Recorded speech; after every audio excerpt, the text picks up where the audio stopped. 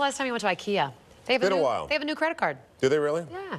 But there are a few things in the fine print you need to know about. Yeah, Simply Money's Amy Wagner explains in this Consumer Alert.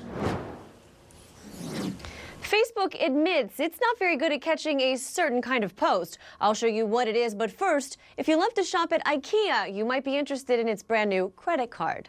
The IKEA Visa offers 5% back in rewards on all IKEA purchases and 3% back on things like groceries, dining, and utility bills. But there are a couple big drawbacks to this one. First, this card carries a 21.99% interest rate. That's 5 points higher than the average card. And there is no cash back option, so the only place you can spend those rewards is IKEA.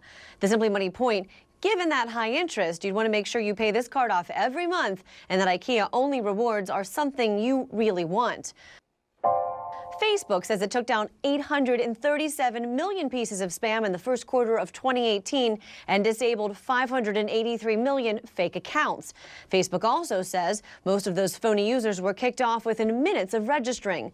Facebook says its employees flagged and removed 21 million posts that included nudity or adult content. But Facebook admits it's not doing a good enough job of spotting hate speech. Of the 2.5 million pieces of hate speech removed during first quarter, only 38% were flagged by Facebook's own technology. And Facebook is also promising to hire 10,000 more people to review content on its platforms by the end of 2018. For Fox 19 Now and Simply Money, I'm Amy Wagner.